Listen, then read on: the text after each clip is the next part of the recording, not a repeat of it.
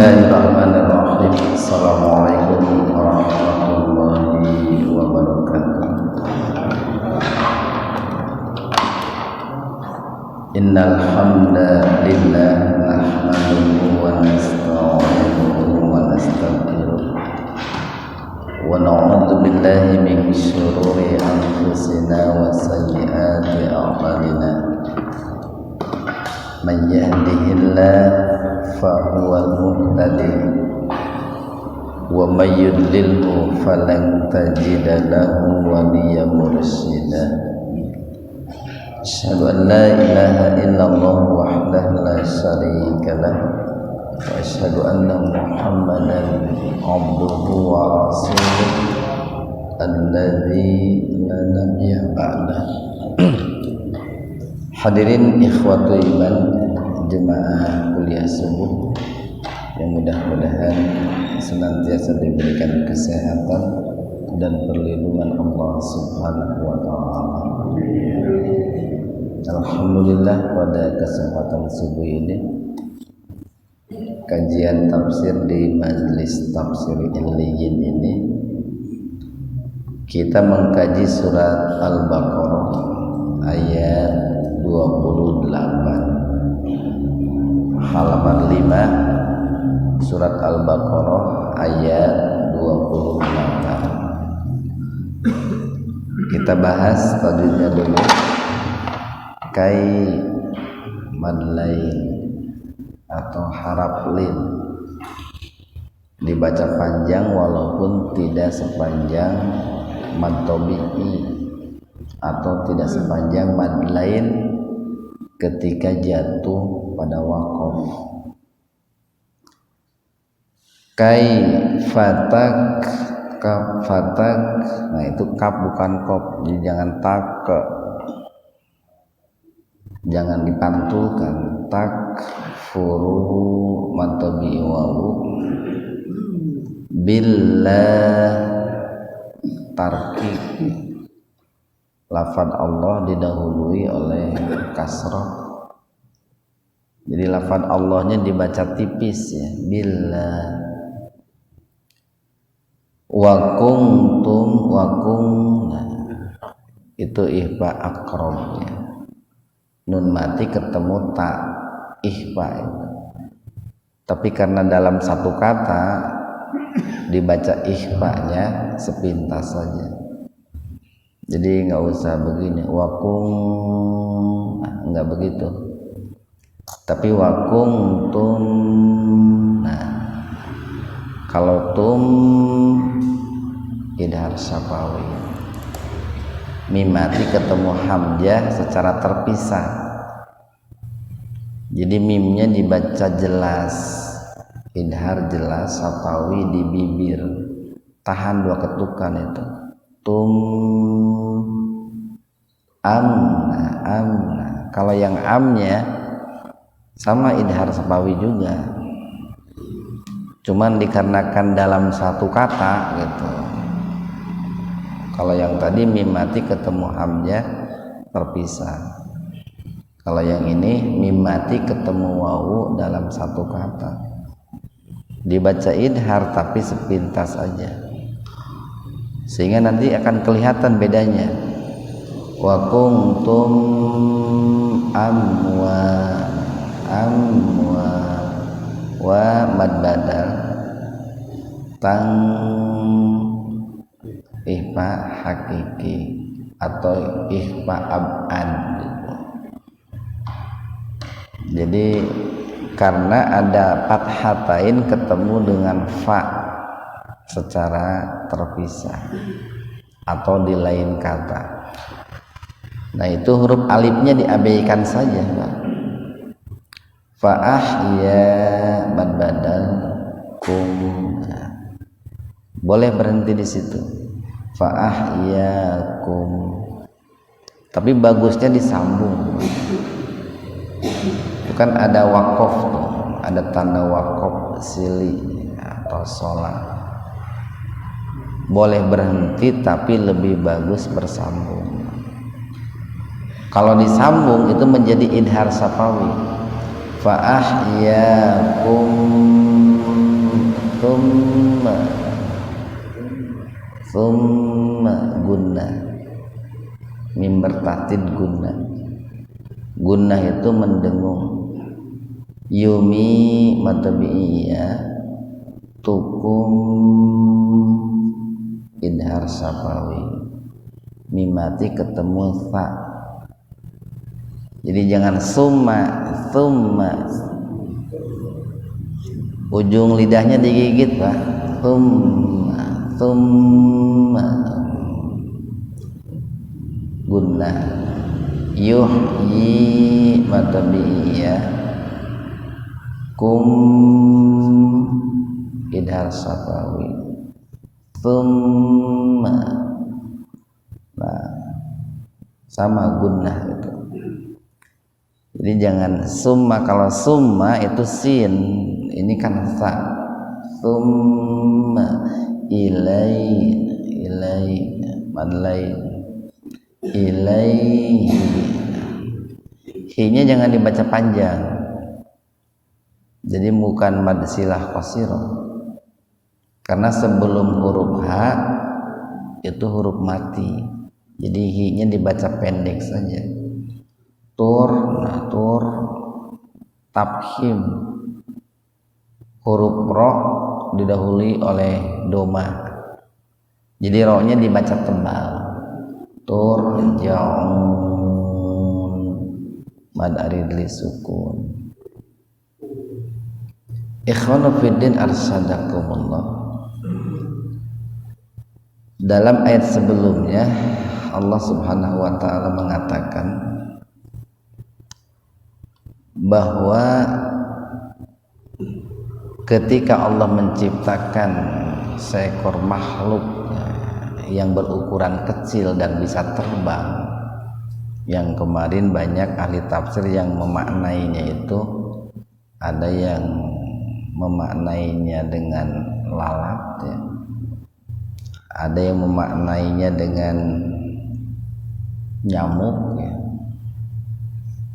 dan ada yang memaknainya dengan ini binatang-binatang yang lain yang lebih kecil daripada itu.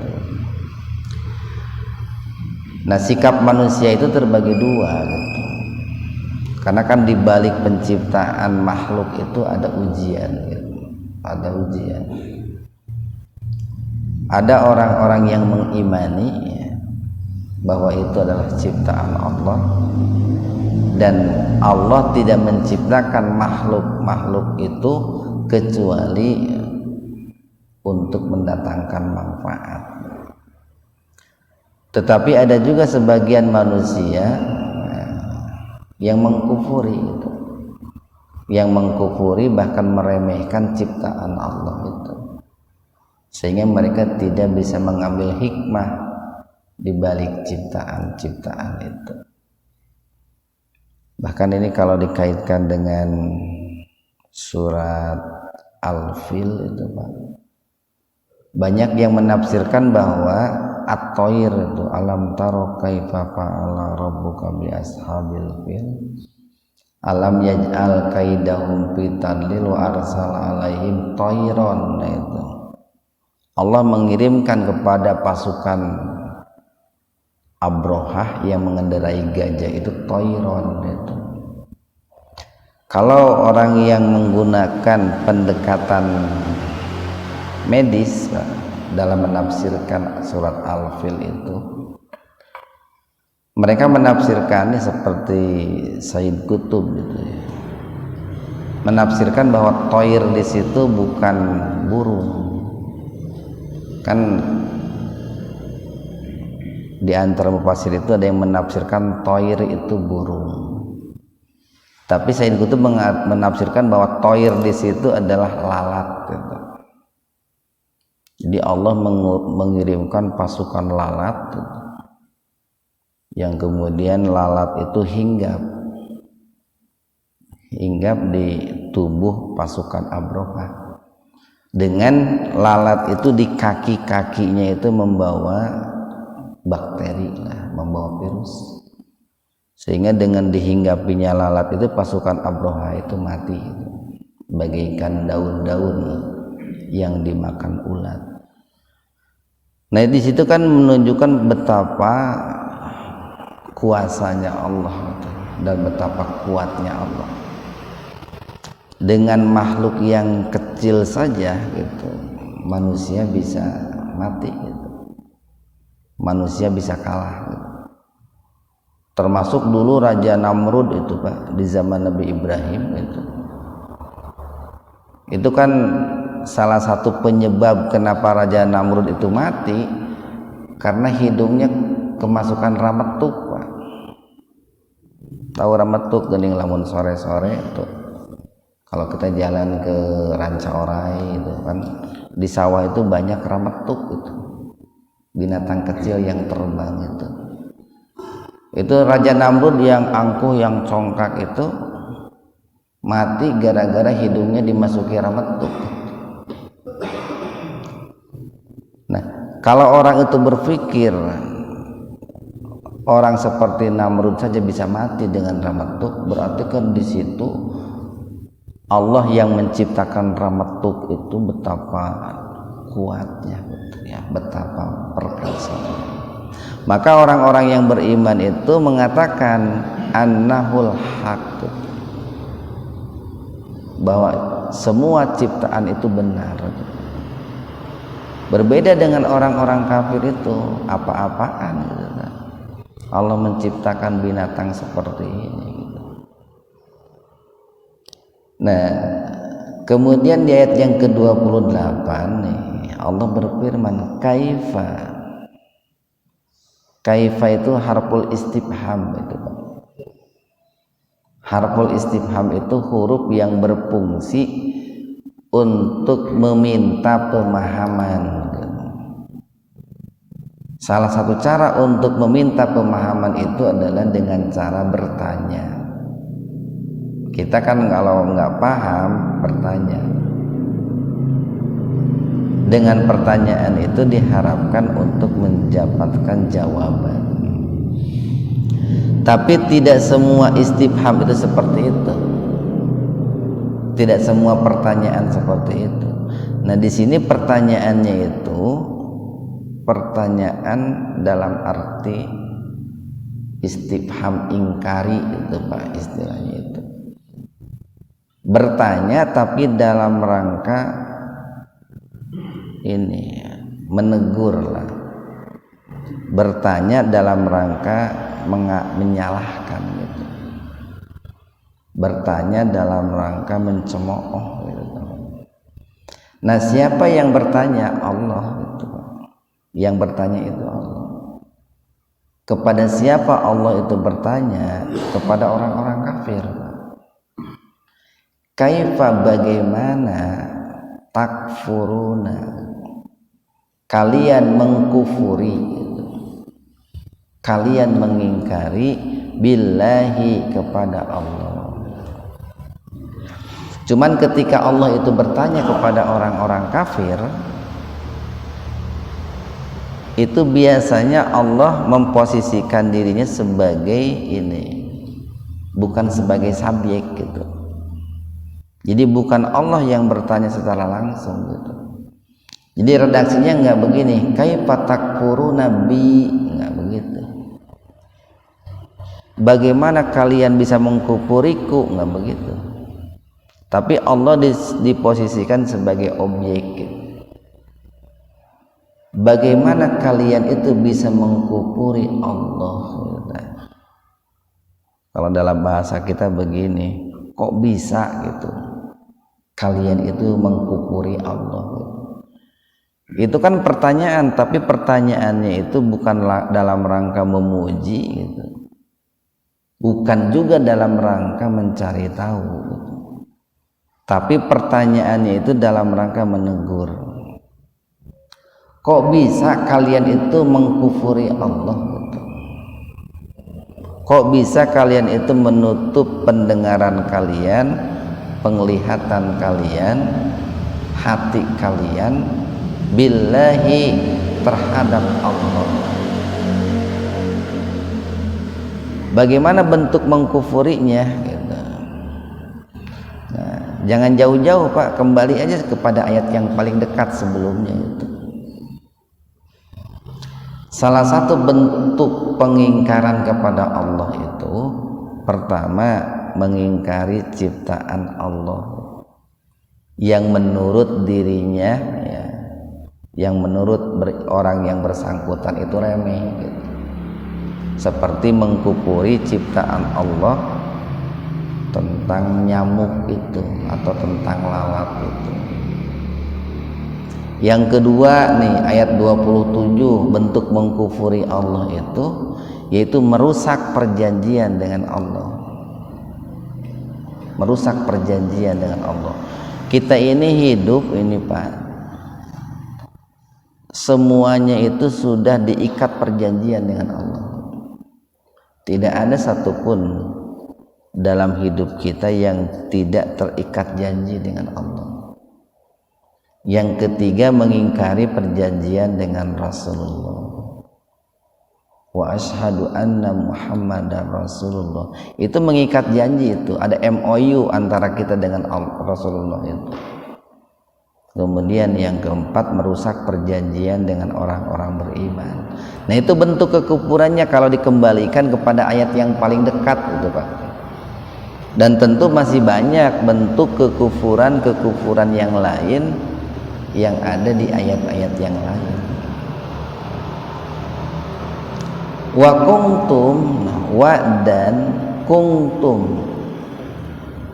Kuntum itu saya sering katakan gabungan dari kata kana dengan antum. Kana antum disatukan jadi kuntum. Kana itu keadaan Pak. Wa kuntum dan keadaan kalian dahulu. Karena kalau kana itu menunjukkan madi, menunjukkan waktu yang sudah berlalu. Wa kuntum dan keadaan kalian dahulu atau awalnya gitu. Amwata dalam keadaan mati. Fa kemudian ahyakum Allah menghidupkan kalian.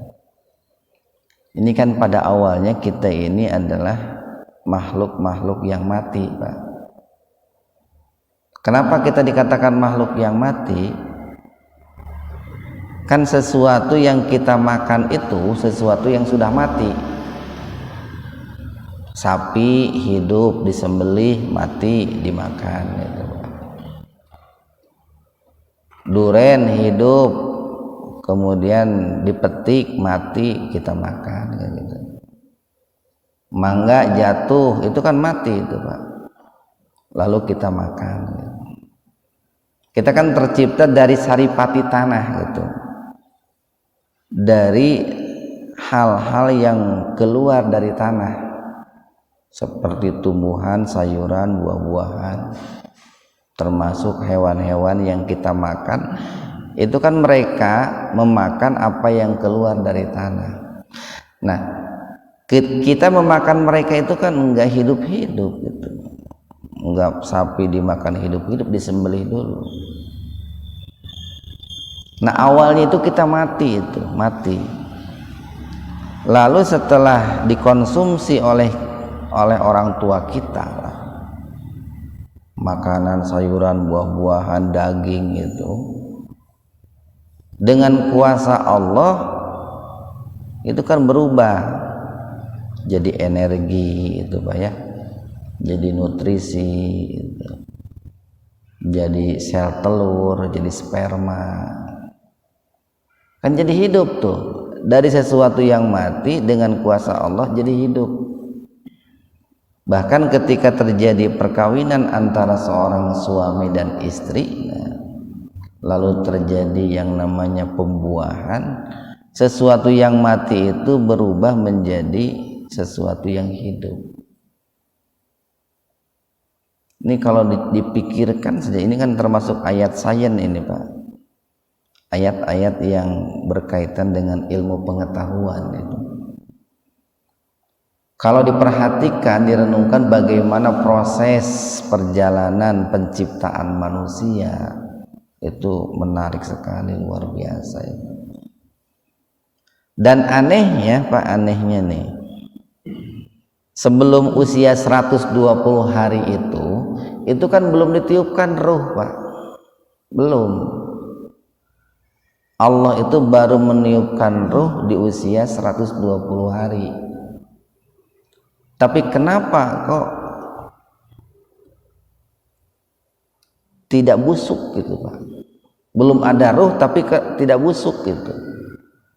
Kan setelah terjadi pembuahannya, pencampuran antara sel telur dengan sperma itu, dari 0 sampai 120 hari itu kan tidak ada ruh, baru sebatas sperma, kemudian sperma berubah menjadi alaqah, ya, segumpal darah menjadi mudghah, segumpal daging, kemudian segumpal daging berubah menjadi tulang, kemudian tulang dibungkus lagi dengan daging. Nah itu masing-masing fasenya itu 40 hari itu Pak. Kita sebagai alaqah darah 40 hari, kemudian berubah menjadi mudghah segumpal daging 40 hari, kemudian segumpal daging berubah menjadi tulang yang dibungkus dengan daging, itu 40 hari juga, jadi 120 hari. Nah ruhnya itu belum ditiup, tapi kita nggak busuk. Nah itu kekuasaan Allah. Coba kalau daging Pak, daging di luar nih, mau daging sapi mau daging manusia, sakeret Pak, disimpan di piring sehari semalam busuk Pak. Itu kan dengan kuasa Allah tuh.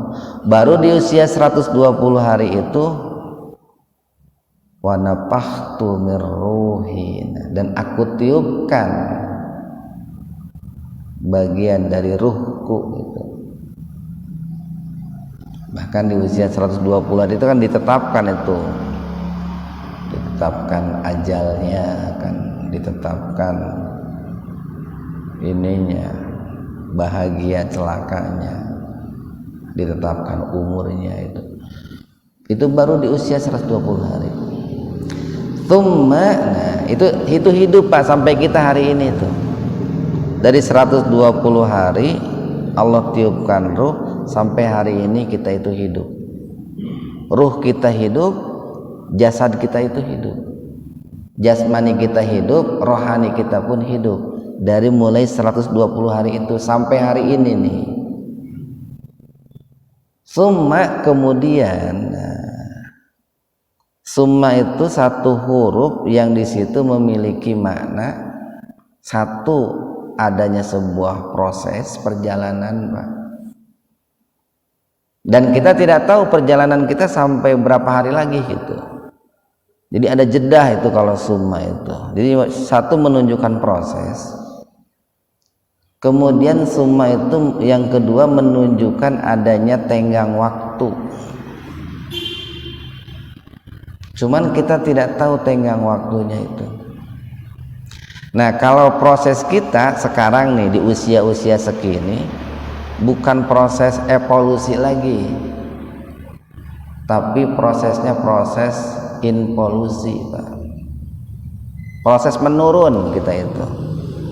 Kalau dari 0 sampai 40 tahun itu prosesnya proses evolusi, berkembang dari lemah semakin kuat, semakin kuat, semakin kuat. Nah, itu sampai 40. Dari 40 ke sana itu bukan evolusi lagi, involusi, menurun. Kan karaos ke urang ayeuna banyak. Dulu rambut kita hitam, hayang bodas tadi pikok baheula mah, ayeuna mah bodas sorangan Pak. Dulu gigi kita kokoh, ayeuna mah geus nungtut merurag gigi huntu teh gitu. Dulu mata kita jelas gitu Pak, ayeuna mah nu jelas teh menempo duit ke karek jelas gitu. Nempo ayat Quran kan geus kieu. gitu pakai kacamata itu. Usia kan menurun itu Pak. Kenikmatan sudah mulai berkurang, nikmat tidur sudah mulai berkurang kan, nikmat makan sudah mulai berkurang. Nah itu mulai menurun involusi itu. Jadi ada summa di situ, ada proses, tapi prosesnya bukan proses menguat kita mah. Kita itu prosesnya proses menurun. Tempo hari kan malam ahad kemarin kita sampaikan Allahul ladzi khalaqakum do'fan. Allah lah yang telah menciptakan kalian itu lemah gitu. Ar-Rum ayat 54 itu Pak. Kemudian mimba di do'fin kuatan, setelah lemah itu menjadi kuat. Mimba dikuatin do'fan, setelah kuat itu lemah lagi, wasaiban, bahkan beruban. Nah proses involusi kita ini Pak nih, kulit keriput, gigi rontok, mata berkunang-kunang, pendengaran geus teu jelas gitu. Itu kan sebetulnya utusan Allah gitu. Jadi uban itu utusan Allah. Allah itu mengutus uban untuk mengingatkan, Muhaimin kamu teges kolot, kudu geus geura eling gitu Pak. Naon buktina kolot? Eta we Abu Ukus bodas gitu. Leumpang geus teu normal kan gitu Pak. Mata geus teu normal. Eta teh utusan Allah untuk mengingatkan kita itu. Summa yumitukum ba. Summa kemudian yumitukum. Allah mematikan kalian. Tapi yang dimatikan itu adalah jasadnya, Pak. Jasadnya, bukan ruhnya. Dalam arti berpisahnya jasad seseorang dengan ruhnya. Karena yang namanya ruh itu nggak pernah mati Pak. Sampai kapanpun ruh itu tidak akan pernah mati. Jadi setelah Allah tiupkan ruh di 120 hari, sampai kapanpun ruh itu nggak bakalan pernah mati. Jadi jika hari ini ada orang meninggal, itu karena jasadnya ditinggalkan oleh ruh, atau jasadnya berpisah dengan ruh. Dan ketika Allah mematikan itu kan beda-beda, seperti seorang petani memetik daun kan gitu. Ada daun itu yang dipetik ketika muda kan gitu. Ada daun itu yang dipetik ketika tua kan gitu. Nah kalau kita ini sepertinya daun yang dipetik Allah ketika tua gitu. Dages karolot kan orang Bapak, tinggal menunggu waktu saja. Summa kemudian Pak. Nah di sini pun ada summa lagi Pak. Ada summa lagi. Itu menunjukkan adanya sebuah proses, adanya sebuah jeda. Summa kemudian yuhyikum, Allah menghidupkan kalian lagi. Dalam arti Allah memasukkan ruh ke dalam jasad masing-masing gitu. Nah kalau ini sudah jelas nih Pak, dari proses menghidupkan ya, setelah manusia itu mati untuk kehidupan yang kedua, itu jelas waktunya 40 hari 40.000 tahun manusia itu berada di alam barzah, alam kubur.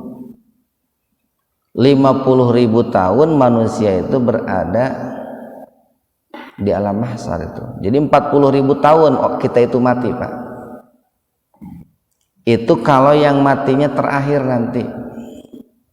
Jadi setelah orang itu mati berada di alam kubur ya, bukan di kuburan. Bedain antara kuburan dengan alam kubur. Setelah manusia itu mati, berada di alam kubur selama 40.000 tahun, oleh Allah itu dihidupkan kembali dalam arti ruhnya dimasukkan ke dalam jasadnya. Makanya dalam hadis itu tuh Nabi mengatakan ada satu anggota tubuh kita sekalipun sudah jutaan tahun itu tidak akan pernah hancur, itu tulang ekor itu Pak. Semuanya juga punya tulang ekor kita itu. Sudah pernah megang tulang ekor gitu Pak? Sekali-kali itu tulang ekor tadi dipegang gitu. Nah tulang ekor itu tidak akan hancur itu. Dan kalau mau direnungkan di situ pun nikmat Allah begitu besar. Salah satu nikmatnya itu tulang ekor kita itu panjang Pak. Coba lamun panjang keur kieu teh ban meureun ngageserkeun kana buntut ka ditu tuh. Ya ngahalangan buntut teh. Mun keduduk teh. Nah tulang ekor itu tidak akan hancur. Itu yang disebut dengan azbud danab itu. Kalau dalam bahasa hadis itu azbud danab. Jadi Allah lepaskan ruh setelah manusia dibangkitkan dari alam kubur itu. Nah nanti ruh itu akan masuk ke azbud danab masing-masing dan tidak akan tertukar gitu. Tidak akan tertukar. Itu setelah terkubur 40.000 tahun. Nah, berdasarkan ayat ini para ulama mengatakan bahwa dalam konsep Islam manusia itu mati 2 kali, hidup 2 kali. Berbeda dengan konsep luar Islam, mereka memahami bahwa hidup itu 1 kali gitu. Karena mereka tidak percaya dengan adanya hari kebangkitan. Jadi bagi mereka hidup itu 1 kali, maka dipuas-puaskan hidup penuh sakali teh gitu. Nah dalam konsep Islam hidup itu 2 kali, seperti halnya mati pun 2 kali. Jadi mati hidup, dan kehidupan yang kedua, kehidupan yang tidak ada ujungnya gitu. Berbeda dengan kehidupan kita sekarang gitu. Kalau dikaitkan dengan hadis Nabi itu kan kisaran 60 sampai 70 tahun gitu.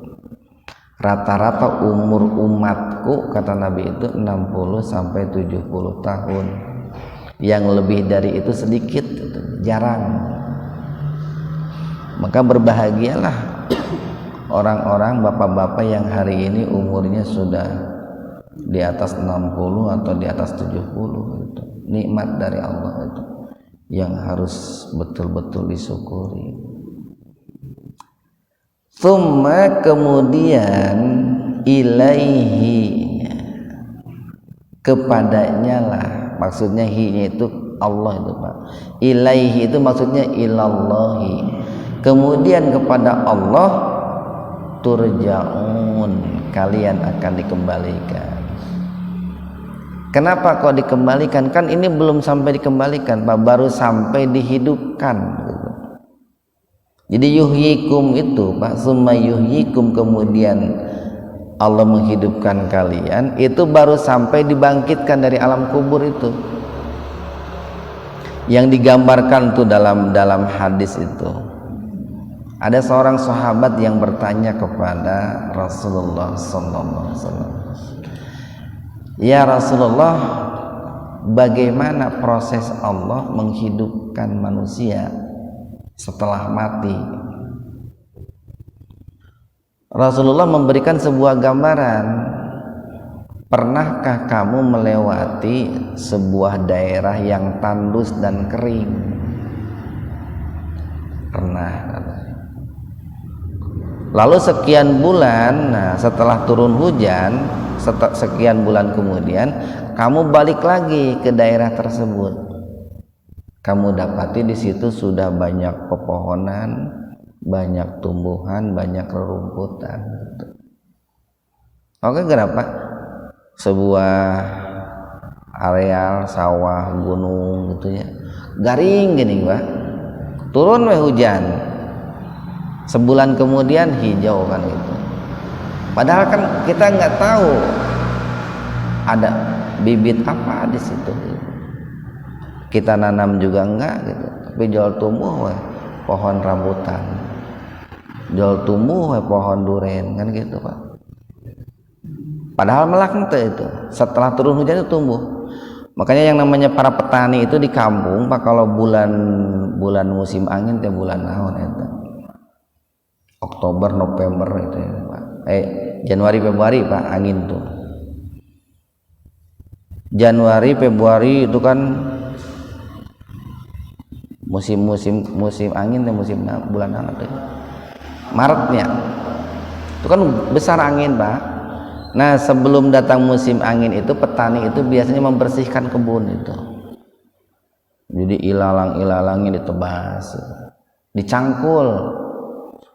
Kenapa? Dengan harapan ketika terjadi musim angin nanti banyak biji-bijian yang terbawa angin jatuh ke kebun mereka, atau banyak biji-bijian yang dimakan kelelawar lalu jatuh di kebun mereka. Kalau tanahnya sudah bersih, sudah dicangkul, kan tumbuh di situ, enak tumbuhnya itu. Itu petani itu biasanya begitu. Nanti tinggal dipilih saja mau berapa pohon yang dibiarkan hidup gitu, mau berapa pohon yang mau diambil gitu. Itu kan proses alam luar biasa itu. Jadi itu kudu melit bibit rambutan kakotang ke daerah ratang sorangan gitu Pak, ku angin ke bawah. Makanya sering disebut dengan musim perkawinan kayak itu, musim kawin tanaman. Jadi 2 kali mati 2 kali hidup. Maaf nih, belum dilanjutkan. Lalu Rasulullah mengatakan, nah demikianlah proses Allah menghidupkan manusia. Jadi setelah manusia Pak nanti ditiup sangkakala yang pertama, itu kan manusia mati terkubur, itu mati terkubur oleh gunung-gunung, oleh segala macam lah, mati terkubur selama 40.000 tahun. Kemudian Allah turunkan hujan tuh Pak, Allah turunkan hujan. Para ulama mengatakan walaupun hujan pada saat itu bukan turun dari langit yang sekarang gitu. Kenapa? Karena langit yang sekarang kan sudah hancur ketika terjadi peristiwa as-saah, ketika terjadi dihancurkannya alam semesta. Allah ciptakan langit yang lain, turun hujan. Nah setelah turun hujan itu keluarlah manusia, bangkitlah manusia dari alam kuburnya itu. Nah bangkitnya manusia dari alam kubur itu dari azbud danab, itu dari tulang ekor, dari tulang ekor masing-masing. Nah setelah bangkit, untuk apa dibangkitkan? Untuk dikembalikan Pak kepada Allah. Summa ilaihi turja'un. Sehingga nanti ngerumpul Pak, ngumpul di alam mahsyar kita itu. Jadi dari mulai generasi awal Nabi Adam sampai generasi akhir, manusia terakhir nanti, itu dikumpulkan di alam mahsyar. Sabaraha triliun itu apa jelema di alam mahsyar itu. Yang dalam hadis Nabi keadaannya itu digambarkan satu ariyatun, telanjang Pak. Jadi nggak ada yang pakai baju, pakai celana, nggak ada, telanjang kayak bayi dilahirkan saja begitu. Ngan bayi mah dilahirkan teh lucu gitu Pak. Kalau manusia begitu dilahirkan dari alam kubur nanti beda-beda, tergantung amalnya di dunia gitu. Aya nu lucu pikaresepkeun, aya nu pikasebeleun. Nu kadua kata Nabi itu khuffatun, tanpa alas kaki gitu, semuanya nyaleker gitu Pak. Kemudian yang ketiga belum dihitan gitu. Jadi semuanya belum dihitan, kayak bayi baru lahir saja Pak gitu. Belum dihitan.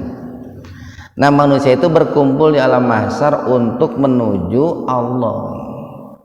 Untuk menuju Allah, dipanggil oleh Allah satu persatu itu.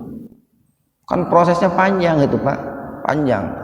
Makanya dalam hadis itu dikatakan 50. Kata Nabi itu proses di alam mahsyar itu 50. Ditafsirkan oleh para ulama yang dimaksud 50 di situ adalah 50.000 tahun manusia itu berdiri di alam mahsyar itu.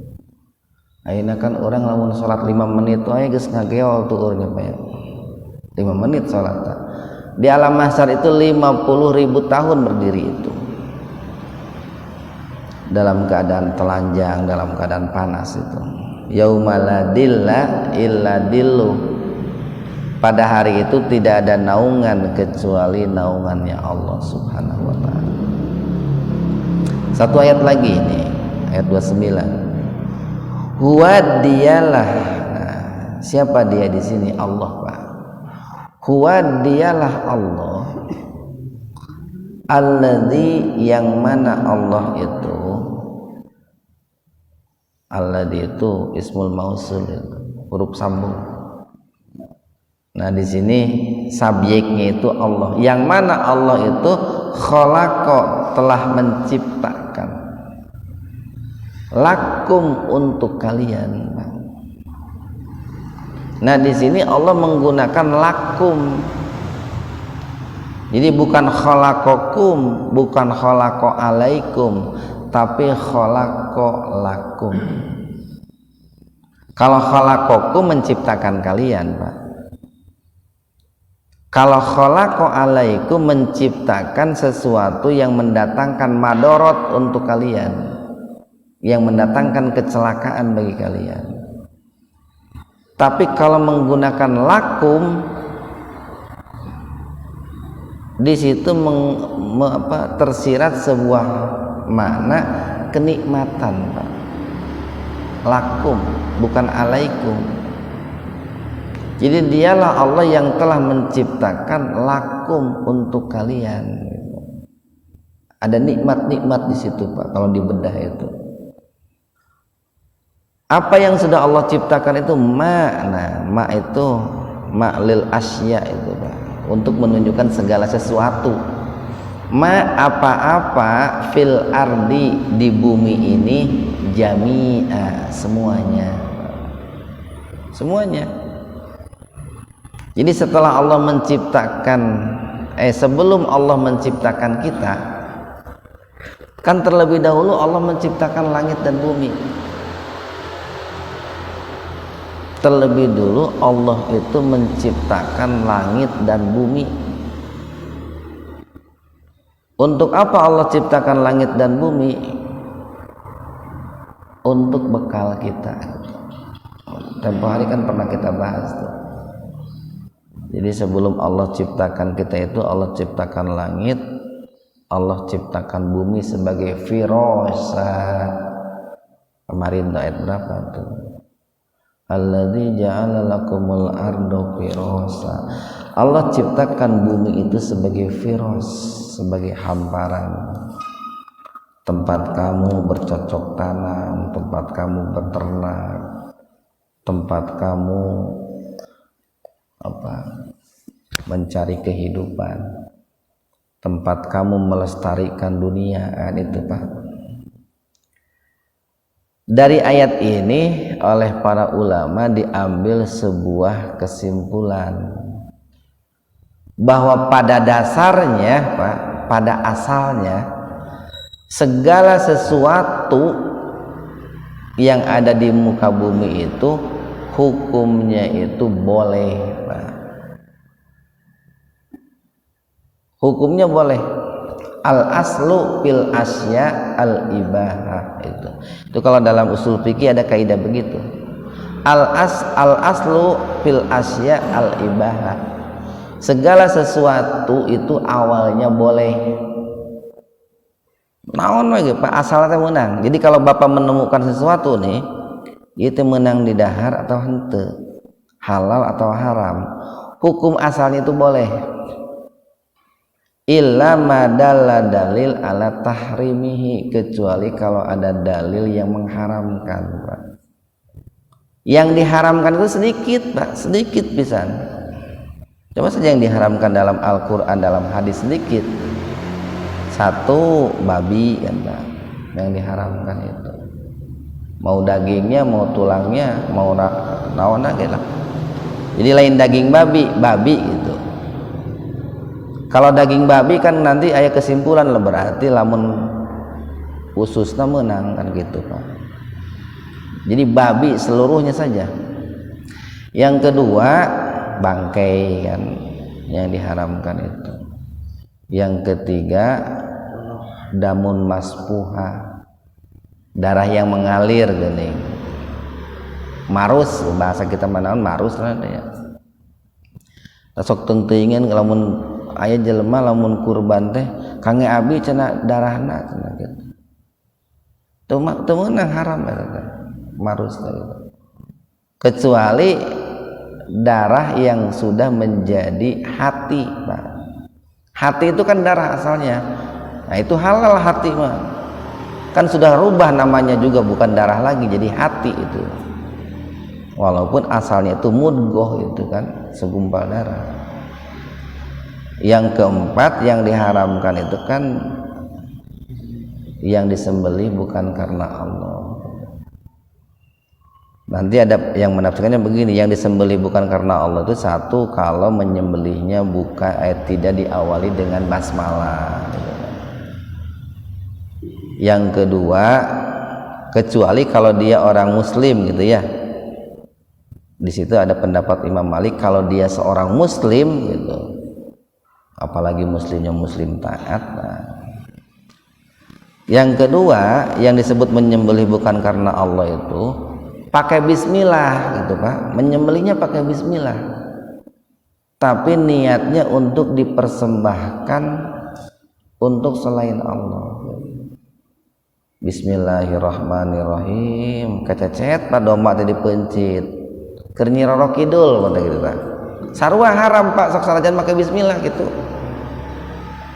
Atawa keur tumbal generwo supaya tong ngaganggu imah ieu gitu. Dulu kan lamun sok aya orang itu lamun ngabangun imah gitu, mencit heula domba cenah. Ek naikeun imah mencit heula domba keur naon cenah. Ami lungsur langsar we mi teu ngaganggu lelembutan di dieu. Ternyata bukan karena Allah sembelihannya itu, Pak. Nyembelihnya itu karena lelembutan gitu, Pak. Karena lelembutan. Haram itu. Dan nanti dibantu lagi ada beberapa yang diharamkan oleh hadis Nabi itu, oleh hadis Nabi. Atau kalau dalam minuman khamr, itu khamr kan diharamkan. Nah, kalau yang tidak diharamkan oleh Al-Quran dan tidak diharamkan oleh hadis, balik ke hukum asal, Pak. Hukum asalnya itu boleh gitu, boleh. Kalau tidak diharamkan dalam hadis dan ayat Al-Quran. Nah, kemudian setelah Allah itu menciptakan segala sesuatu yang ada di bumi untuk kalian, summa kemudian istawa, Allah itu beristiwa. Beristiwa itu cukup banyak maknanya, Pak. Kan dalam Al-Quran cukup banyak kata-kata istiwa itu. Ada yang bermakna kesempurnaan, Pak, istiwa. Yang kedua, istiwa itu ada yang bermakna ini sesuatu yang tinggi, Pak, sesuatu yang tinggi. Yang ketiga, istiwa itu bisa dimaknai sesuatu yang dimaksud, bermaksud. Nah, kalau di sini maksudnya bermaksud itu, Pak. Kemudian Allah bermaksud beristiwa. Gitu. Ada yang memaknai istiwa itu bersemayam. Walaupun kita tidak tahu pasti bagaimana bersemayamnya Allah. Ya, ini termasuk kalimat ini, Pak, nih. Kalau dalam ilmu tafsir itu termasuk kalimat ini. Jadi bukan kalimat muhkam ini. Kalimat muskil itu, Pak. Diketahui artinya tapi tidak diketahui caranya, maksudnya. Kita tahu yang namanya bersemayam itu, tahu kita gitu, ngerti kalau disebut bersemayam itu ngerti, tapi kita tidak ngerti bagaimana cara bersemayamnya Allah gitu. Nah itu kita tidak paham bagaimana cara bersemayamnya Allah. Jadi kemudian Allah itu bersemayam ila samai, ke langit. Fasawwahunna, lalu Allah menciptakan sab'a samawat, 7 lapis langit. Nah, ya sering dijadikan nih oleh para ahli ekonomi Pak nih sebagai sebuah motivasi bagi orang tua. Ini kalau baca tafsiran ulama-ulama dulu, sering banyak ulama itu mengutip ayat ini, bahwa Allah itu sebelum bersemayam di langit Pak, di atas langit, bukan di langit, di atas langit, terlebih dahulu Allah itu menciptakan bekal untuk manusia di bumi gitu. Nah ini pun bagusnya yang namanya orang tua Pak, ini motivasi bagi kita nih. Sebelum kita orang tua itu bersemayam Pak, di waktu senja, di waktu tua, itu harus semangat dulu di usia muda gitu. Supaya apa? Supaya kita bisa membekali anak-anak kita gitu. Baru ketika sudah tua itu kita bersemayam gitu Pak, hidup tenang, tinggal ninggalikan incu gitu Pak. Itu oleh orang tua dulu itu dijadikan sebuah motivasi ayat ini teh. Saya itu ketika muda harus bekerja keras agar nanti di usia tua bisa bersemayam. Di usia tua saya itu dengan tenang melihat anak-anak saya, melihat cucu-cucu saya. Seperti halnya Allah sebelum bersemayam itu menciptakan dulu segala sesuatu di bumi untuk manusia. Itu kalau orang-orang tua dulu memaknainya seperti itu diantaranya. Wa huwa, dan dialah Allah, bikulli, dengan segala sesuatu, bikulli syai'in, dengan segala sesuatu itu, alimun, maha mengetahui. Nah itu saja yang bisa kita sampaikan pada pagi hari ini, kurang lebihnya mohon maaf, dan ada manfaatnya untuk kita semua. Wabillahi taufiq wal hidayah. Assalamualaikum warahmatullahi wabarakatuh.